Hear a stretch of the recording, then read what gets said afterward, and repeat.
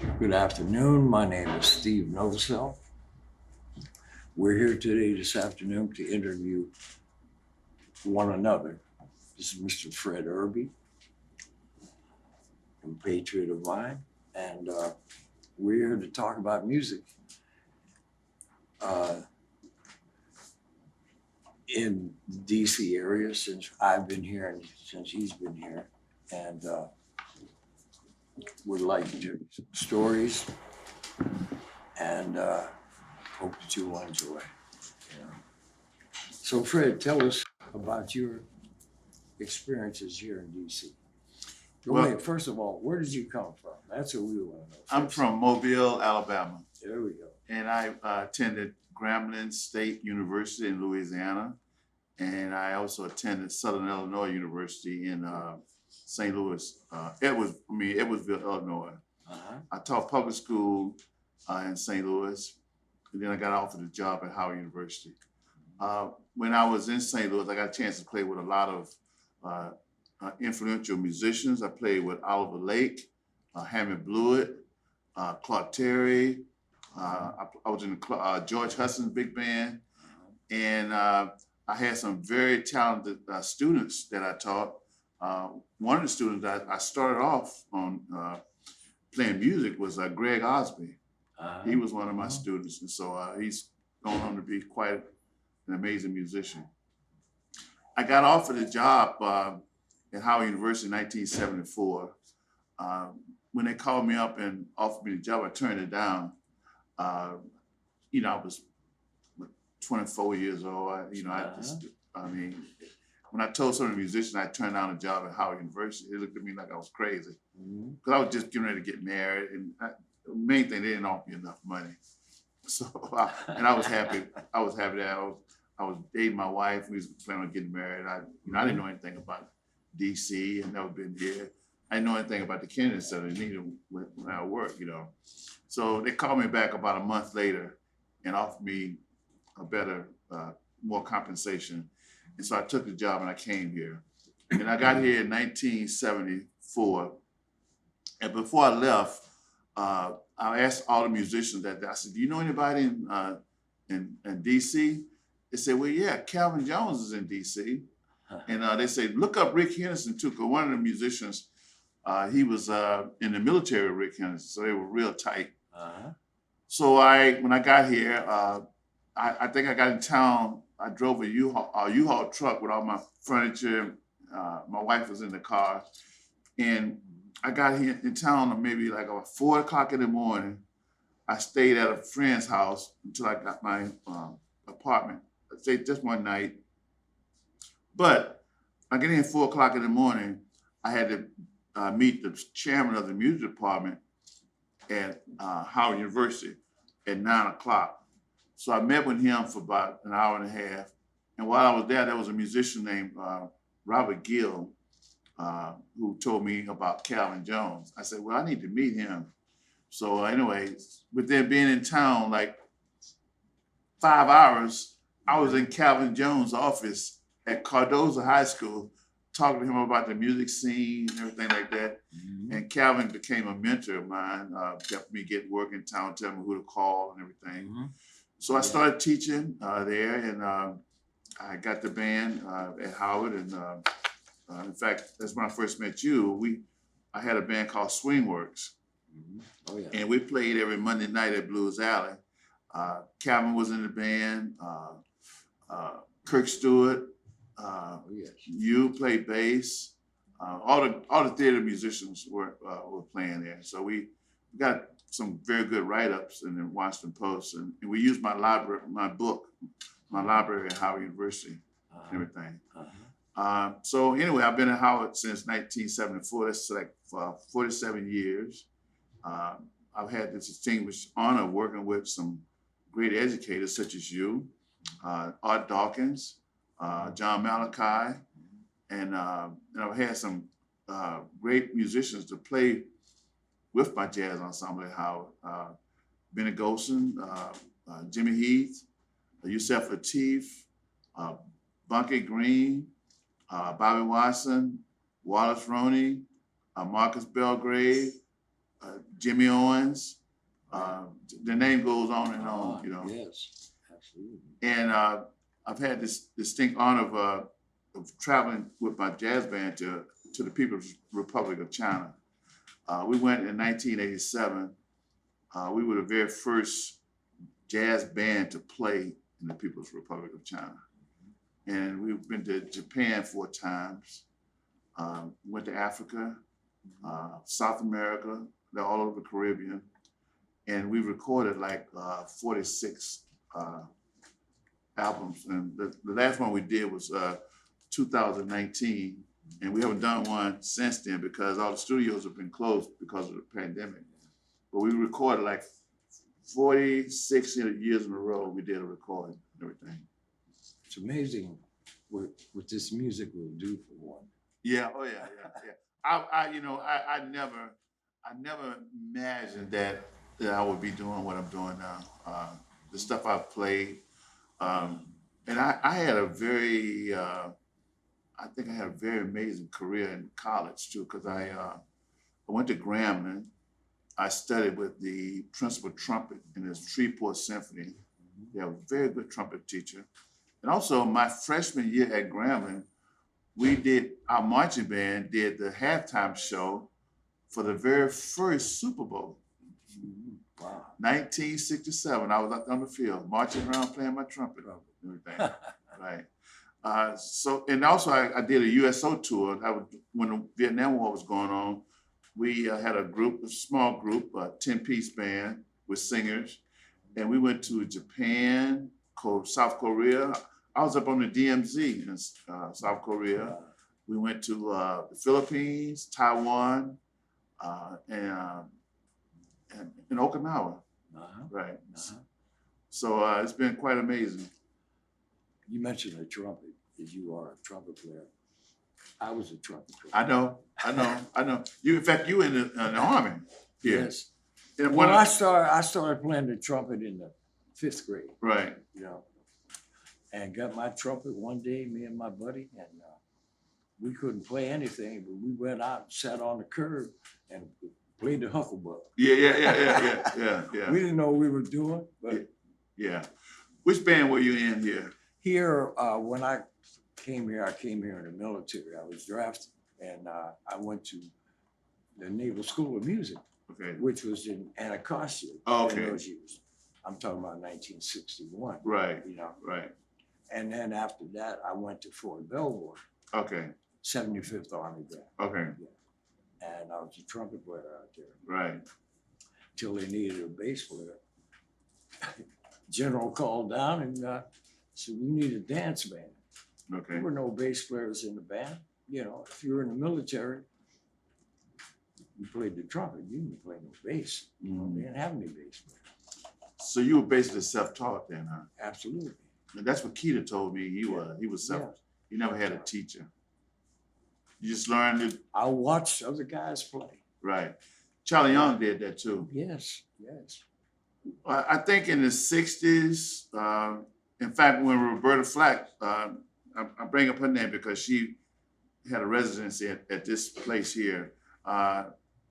Andrew White, who just passed away, all of these great musicians, they were not allowed to play jazz. Right. And so that curse was broken when Donald Byrd came to Howard. And Donald Byrd has told me some stories how like they really fought him a lot. You know, if he says A, they say B and C, you know. So he had to go through all of that. And so when I arrived, Donald came in 66, I think. He was part-time. He left, I think, in 72. And I got there in 74. So he somewhat melted the ice a little bit for us, you know, so that we didn't have to really deal with a lot of the things that he had to deal with.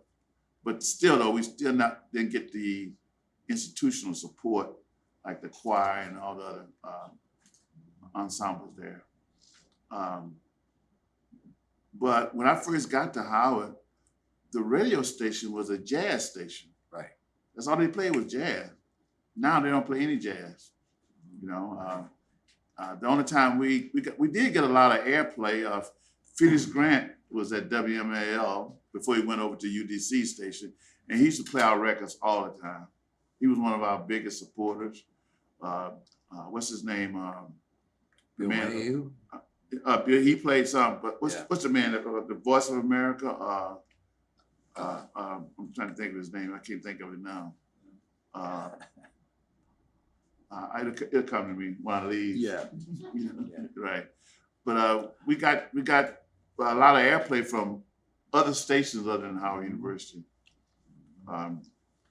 So like I said, we've had some very distinguished musicians to graduate from Howard. Jerry Allen, Wallace Roney, Greg Osby, Sam Prather, Eric Wheeler, Brent Burkhead. So then Bill Murray, Carol DeShield. So the list is quite extensive and everything. Yes. Right. Go ahead. Well, it's quite a distinguished career you've had, Fred. And a lot of the people that you mentioned, I had associations with through my experience when I came to DC. You know, I came here in '61 and stayed pretty much up until now. I mean, I spent a lot of time on the road with a lot of famous musicians. Right. So, the other thing is that I noticed, like here in DC, DC has had a history of producing great bass players.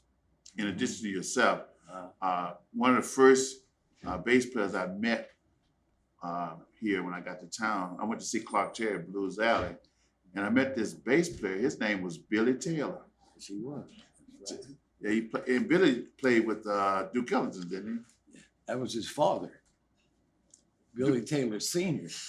There was a Billy Taylor Sr. and a Billy Taylor Jr. His father was the one to play with Duke.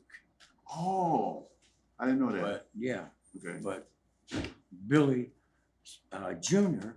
spent some time in New York before he came back to DC and became a house bassist at Blues Alley, Right. you know, for many, many years. Right. But anyway, DC has been known to produce a lot of Butch great. Warren. Butch Warren. Yeah, Butch Warren. Like I said, Eric Wheeler, Ben Williams. Yeah. Salim. What's Salim's last name? Amin. Salim. Okay, that's the last. Those guys were all my students. I know. That's what I'm saying. At when I was doing things at Duke Ellington High School. You know? Right. Right. Yeah. Right. Yeah, they were.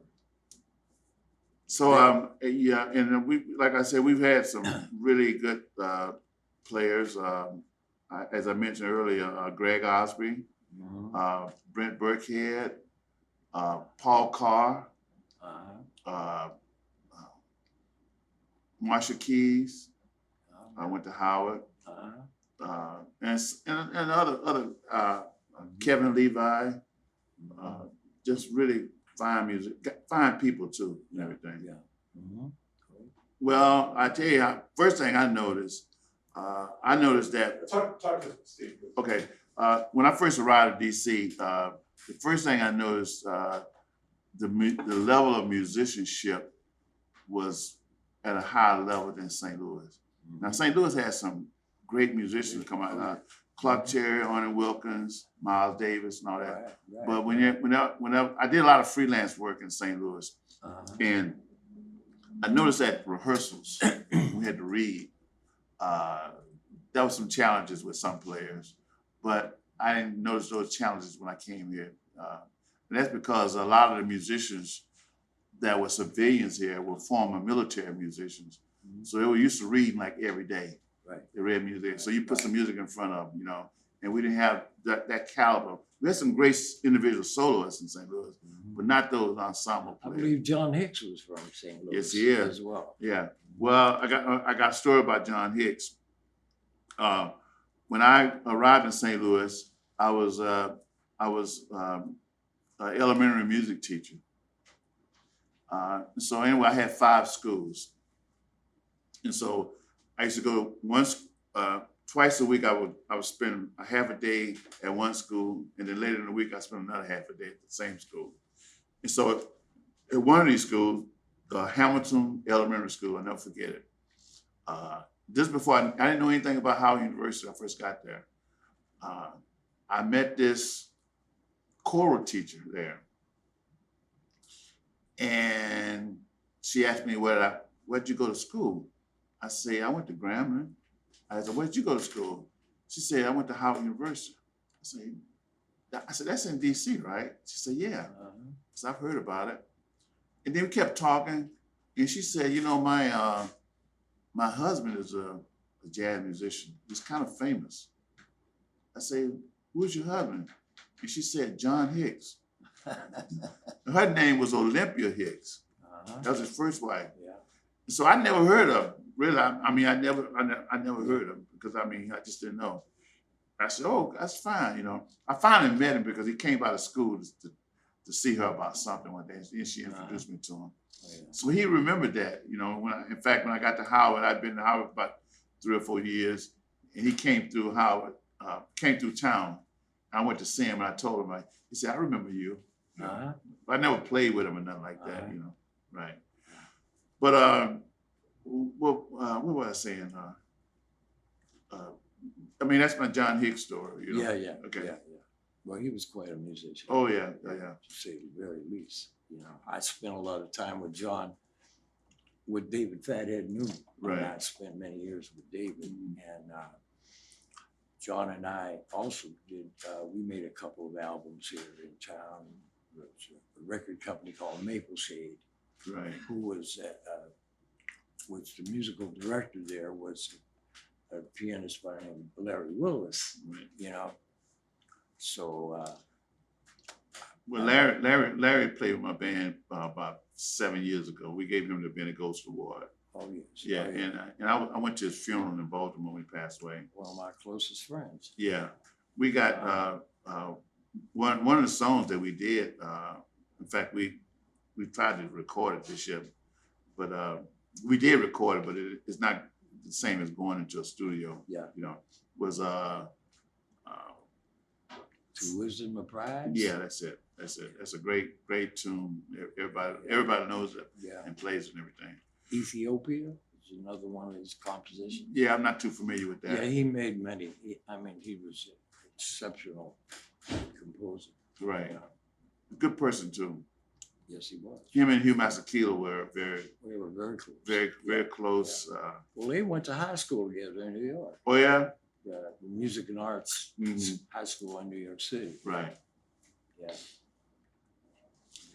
So also my experiences, one of the experiences I had at Howard, when I first got to Howard,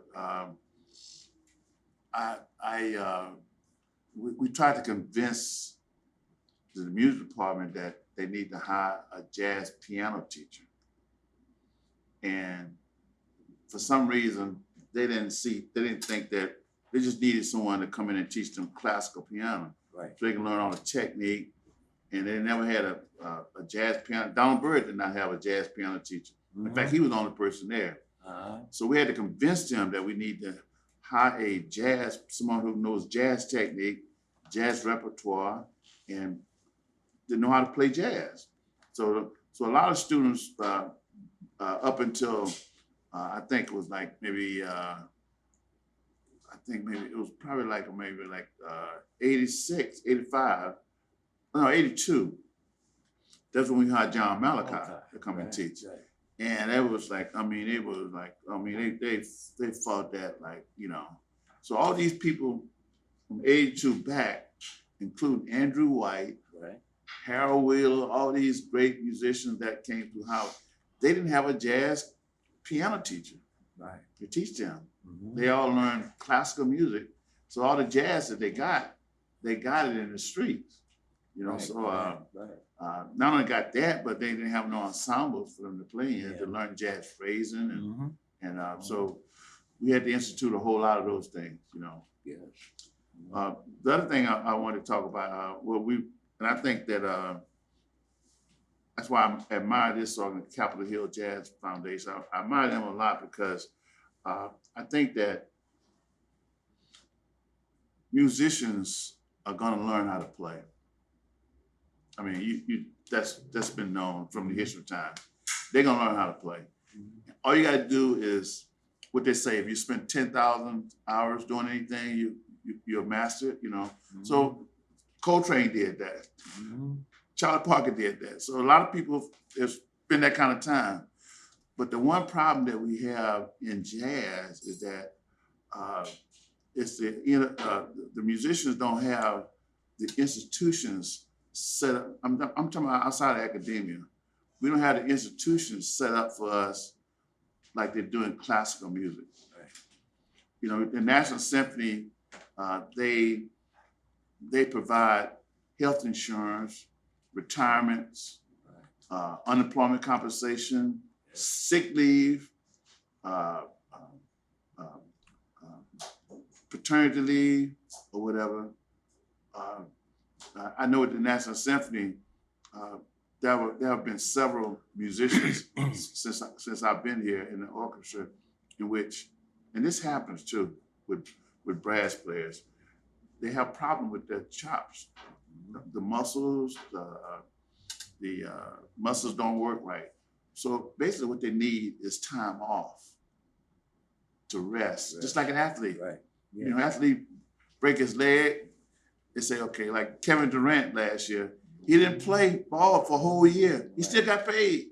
Right. You know, so we don't have the classical organization, they have that kind of culture where if you can take off and not work and still get paid. And we don't have institutions set up like that for jazz. So if you're a jazz musician and something happen where your muscles or whatever can't function like properly, like they should, well, you just don't get paid. Right. And so what do you do?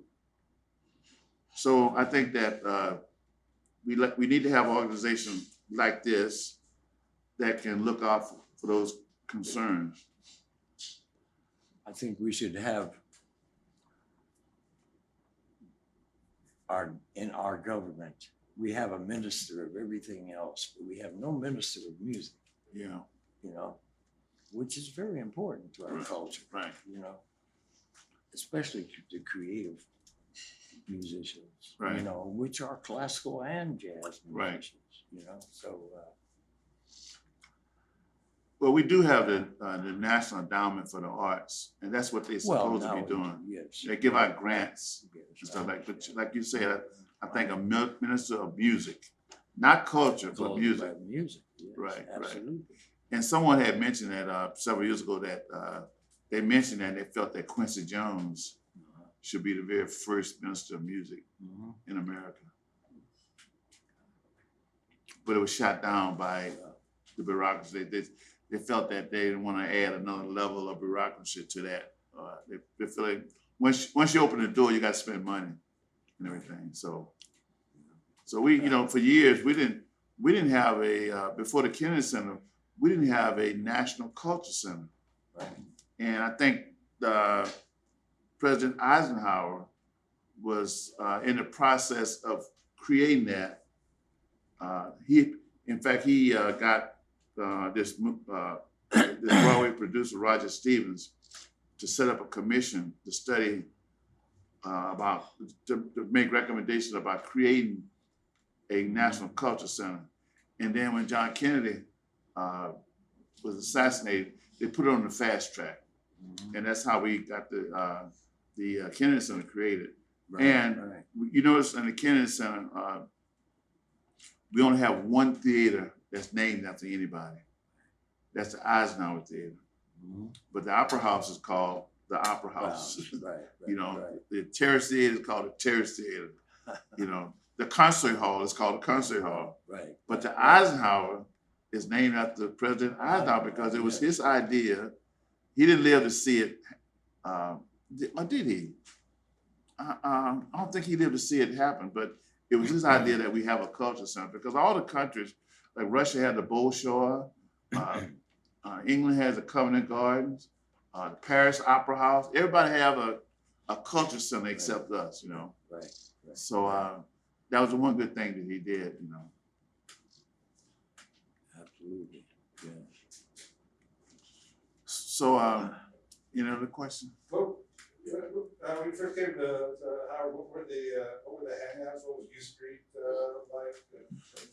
You know, when I first came to Howard, you know, it's still to this day, you know, I don't like to go in nightclubs.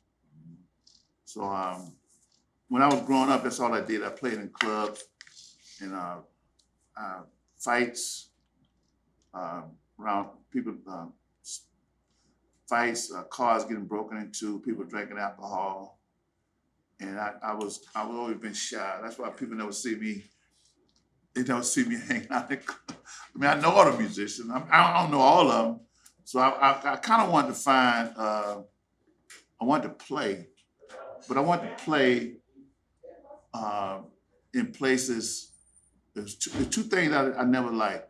I did a lot of this. I started playing the trumpet when I was in the 4th grade. So by the time I got to the 5th grade, I was playing in a band with older gentlemen. I did that for the next, let me see, 4th, 5th grade, next 7 years, I played in this band. And I was like 10, 11, 12, 13, 14. And what happened is that this band played in these clubs. And I used to get home like 1 o'clock in the morning. And I had to go to school the next day. So I didn't get a chance. I mean, I studied, you know, but I didn't like that. Now here I am. I was like maybe, you know, 10 years old. And I remember very clearly we was making $5 a night. But the other gentlemen in the band were like 30, 40, 50. They were making $5 a night too. So I just said like, if I'm gonna be playing music, I gotta do better than this, you know? And so I didn't like that. The other thing too, that occasionally we would travel to New Orleans to play, you know, because Mobile is like about 2 hours from New Orleans. And all those other places down in Mississippi, we would go up and play, you know. I didn't like that neither. I didn't like traveling, you know, getting home late at night. And also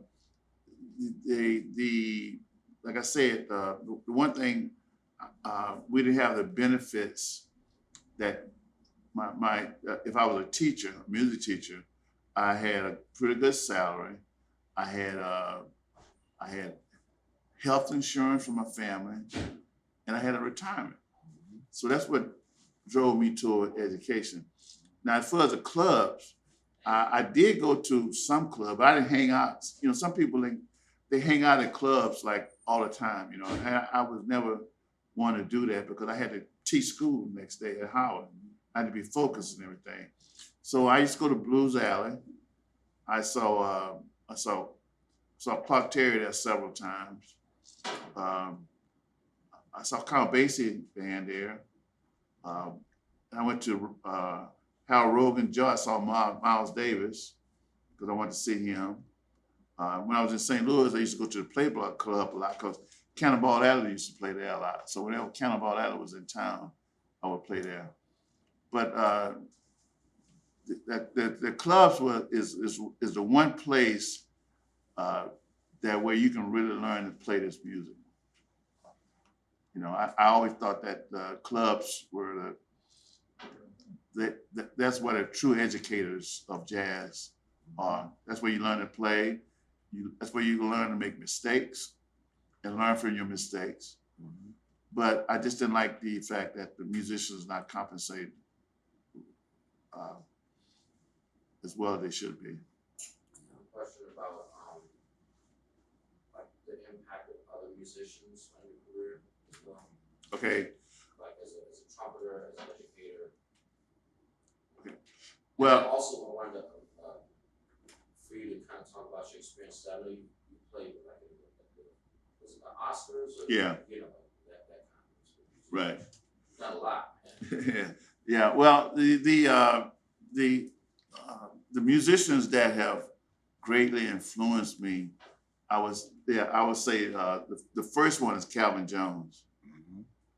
Calvin got me my first job in the theater. One of the musicians I most admired, two of them was John Malachi and Buck Hill. And one of my other mentors has been Bobby Felder. And that's about it, those four giants there. Yeah. Yeah. All certainly giants. Yeah. And in fact, Calvin Jones got me my first job in the theater. There used to be a place out in Gatesburg called Shady Grove. I don't know if you ever played Oh, there. yes. Okay. Yeah. Shady Grove. It burned down. So it probably burned down before you was born, you know. Yeah. So we used to play there a lot, play shows and stuff like that. Calvin got me on all those shows. And from there, I started playing at the Kennedy Center. So I've been playing at the Kennedy Center since my first job was in 1975. I played behind Pearl Bailey and Louis Bellson. And that was really amazing there, you know. I like that. Well, there was a point with Pearl Bailey and Louis Bellson where indeed they were calling her the Minister of Love. Yeah, right. I think that was maybe during Nixon's time Right. in office. Right. But they lived at the Watergate. Yeah. Well, she had. I mean, she had. The first time I played with her, it was Milt Hinton on bass, the judge, and Joe Harnell was on piano. You know that name? Yeah. Okay, Joe Harnell was the composer for the theme music for The Incredible Hulk when it was on TV. So you ever notice, like when you go watch that show, it's just a solo piano playing by itself. That's Joe Harnell. He wrote the theme music for that. Since I've been, like I said, my first gig at the Kennedy Center was in 1975 with Pearl Bailey. And then I joined the orchestra. I joined the orchestra right after that. And I played over 132 musicals there. I've done Phantom of the Opera, Sound of Music, The King and I mean, you name it, I've played them, you know. A lot, yeah. I can't think of all of them, you know, but and I've done a lot of them at the National Theater. I played one, in fact, there was 3 musicals I played for 6 months. Now that's like, I mean, you got to play every night, 6 nights a week. Absolutely. For 6 months. I did Cats for 6 months. And you also had to be a member of the Musicians Local. Yeah. Played Cats. Yeah. Cats, and I did Evita, and I did a musical Annie. I've gone out to St. Louis. I mean, not St. Louis, but Los Angeles. I've done Dancing with the Stars. I've done America's Got Talent. I played the Emmys, and I've done the Oscars like 4 times. 2015, 16, 17, 18. And I've gone to New York several times and done TV shows there. One TV show I did, I remember, they had shut the Statue of Liberty down for renovations. It was shut down for about 5 or 6 years. So they were getting ready to open it back up. Ronald Reagan was president. They also had the president of France, Mitterrand, because they gave us the Statue of Liberty. So they had both the presidents there. And we were like rehearsing in the studio. So I wasn't paying any attention at all. I was just, and I know there was a chair right next to me. So several people used to come down, so producers, they would come and sit there just listen to the orchestra. So I was playing one tune, And I know somebody came and sat next to me. I didn't pay attention to him. And then when we stopped, I looked over. That was Frank Sinatra. I did this. He just laughed, you know. I said, "Hi, boss." He said, "Yeah," you know. So I got a chance to meet him. Now, we didn't have cell phones back then, so I couldn't take a picture or nothing like that, but I wish I had, you know. Well, we wanted to, someone brought up the experiences on U Street in DC Yeah, when I came here, which was the early 60s, you know. Washington, I lived on 9th and U Street. mhm. I lived in that neighborhood for several years. I never went past 14th Street Mhm. for anything. All my work as a musician was in that part of town. Was in walking distance. Yes, yes. Yeah, And in that neighborhood, we had pharmacies, we had doctors, we had dentists, lawyers, you know, grocery stores, anything that you needed was in the neighborhood, and you knew everybody in the neighborhood. right. It was like that. It was like that when I grew up. Yeah. When I first came to town, like I said, I noticed the level of musicianship in Washington, D.C. As at a very high level. And I noticed like right away. It wasn't like it took me 2 or 3 years. One day I was sitting in my office at Howard,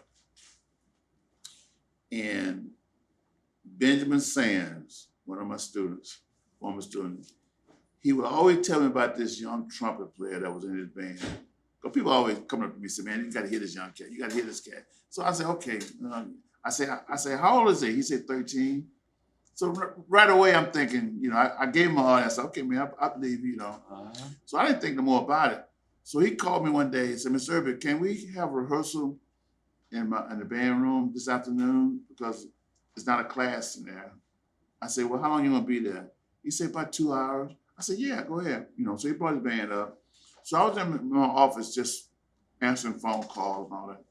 And so I heard this trumpet player playing Dolphin Dance, which is a really hard tune, you know. Yes.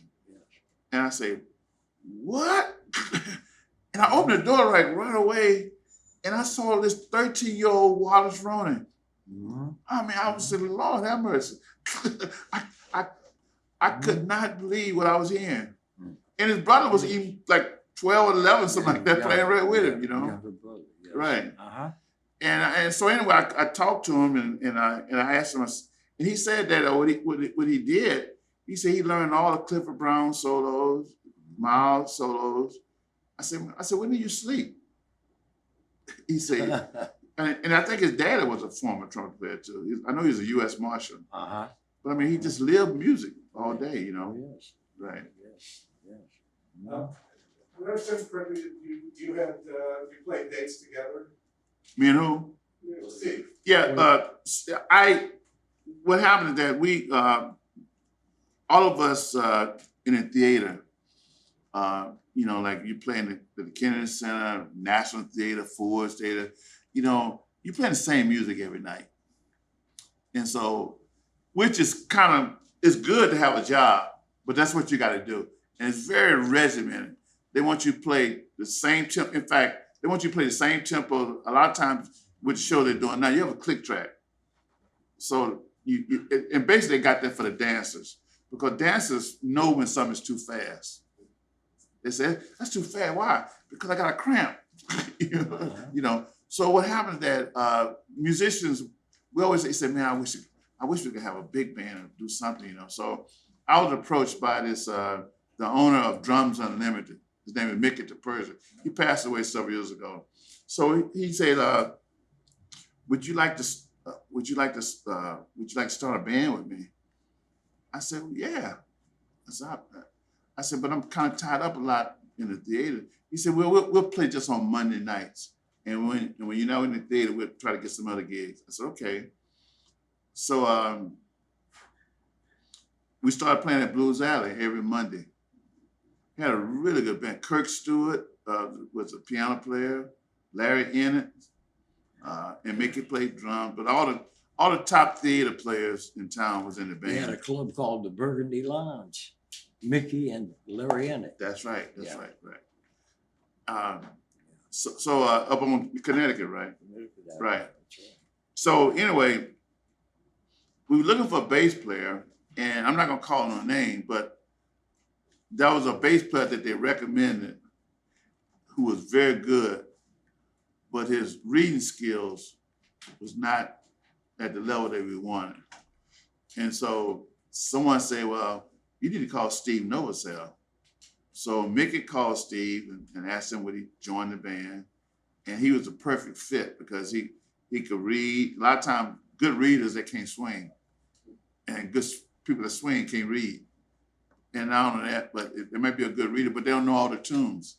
So he knew every tune and everything. And he had very good recall. If we did, say for instance, we played a chart, we say we're gonna do it this way, and then we don't have another gig for 2 weeks. Sometimes people forget. I know I do. Sometimes people forget. So he had very good recall about how we would do things. I guess he's been doing it all his life, you know. But that's how we got a chance. We became close. And when I first came to Howard, Keita Betts was the bass teacher. And then Keita got so busy with Ella traveling so much to we didn't have Zoom, we didn't have the internet, we didn't have nothing. So he just said, look, he said, I would like to just come in occasionally and do master classes. He said, but you're gonna need someone to meet these kids every day, especially the jazz major. So the first person I thought of was Steve. So Steve, you talked for about, what, 10 years, something like that? Something like that. Right. Very good teacher. Like I said, I always wanted someone like him because a lot of people in academia, they don't have the professional experience. When I say professional experience, to know how to travel. You got to get a passport, you got to get a visa. In his case, you got to make sure you get your instrument on the plane. And some people don't like to travel with instruments. So you got to make sure that the manager can get you an instrument. If you're going to be in Paris for a week, the next week you're going to be in Barcelona, you need an instrument in all those places. So I think that Larry Willis told me that, because I know you used to go out with Larry a lot. Yeah. Larry Willis told me that one of the promoters that was booking y'all was a bass player. Right. So he always had good basses, So every city he went to, he had a good bass. So In Italy, yeah. Yeah. So but the one thing that Steve can do, especially for a young musician, and that's why you study with people like you and Keita and Calvin. You all have been on the road. You've been out there in the real world, and you know all the positive things about it, all the negative things about it. And if you haven't done those things, it's kind of hard to teach people about those things. Absolutely. Right. Oh, Yeah. I'll say, I've heard many of these stories, but I thought we should probably get at least one of them, okay, maybe without mentioning names specifically, but what's the dumbest thing that one of your students have done when you've been overseas? Actually, let me add to that, or put it in context. I was gonna ask, what's your perception, your perspective on the students' knowledge of jazz history, jazz in DC history when they come to Howard, when you meet them there? The ones now? Well, just in your experience, in your kind of perspective, and talk to Steve. Okay. Well, when I first got to Howard, and also before I got to Howard, the students were very thirsty for jazz. So if we wanted to listen to a record or find out some information, we had to get up and go to the library and on campus and get a record, put it on the turntable, and listen and listen and listen. And I think in our library at that time, we only had 3 turntables. So you only had, you had to sign, they would only let you sit there for an hour. So you had to get up, somebody else, and sign up again. Now, the students were very thirsty and it was hard to get that information. Now, they're not as thirsty because the information is right in front of them. It's on your telephone, it's on your, on your computer. You know, you can do, it's on your radio. You got jazz station on the radio. You know, when I was coming up, none of the cars had FM radio. It was always AM. So we have more information now, and people are not searching for that information as much as they did before. Well, it brings up a point. When I was on the road with Mel Jackson, we were in New Orleans, and a young man from a radio station came to interview him, you know, and he said, "Mr. Jackson," he said, "what do you think about all these jazz music schools that are popping up all over the country?" And call them bags. This is his nickname. And he said, "Put your hand on your heart." He said, "Now write that down." You have a book full of empty pages. Yeah. And you didn't, he finally got it, you know. Right. I'm gonna distract you from Sam's question. Okay. Well, I tell you, I could write an encyclopedia on this. One of the stupidest things that I think is that when a student registers for school and don't go to class, because at Howard it costs about $15,000 a semester. Mm-hmm. So what if you went out and bought a car for $15,000?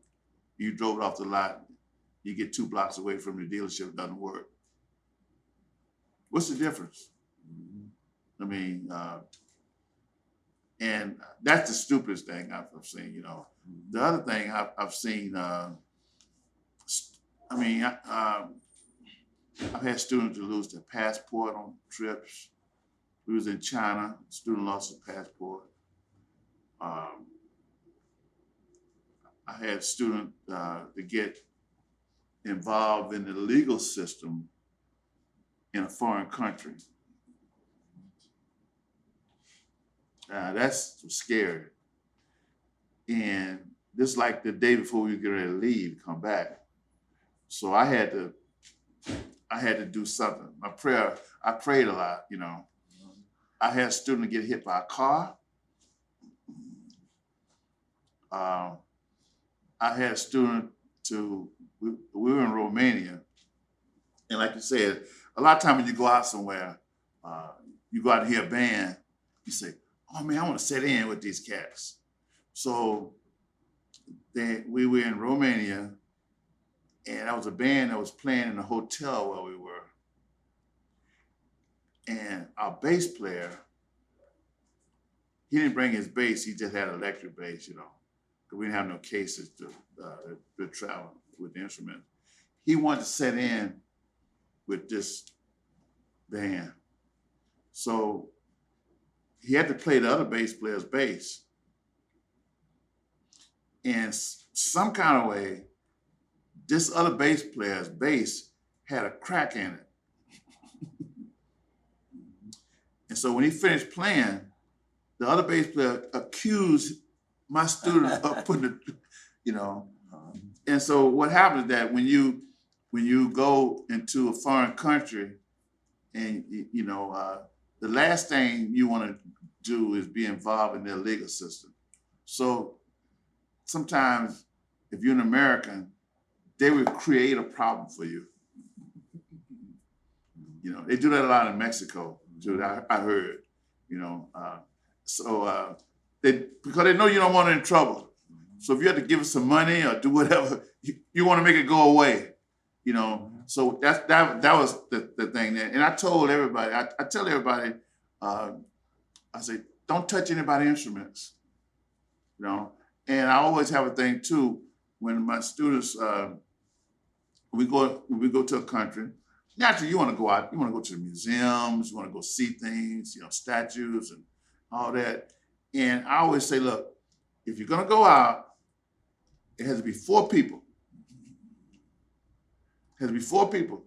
Because if you go out by yourself, you might get lost, you might get robbed. But 9 times out of 10, 4 people are not gonna get, you have somebody to say, like, let's go this way. Or we shouldn't do that, we do this, whatever. So what happened is that we was in Cali, Colombia. We had been to Bogota, we had been to Medellin, and we had been to Barranquilla.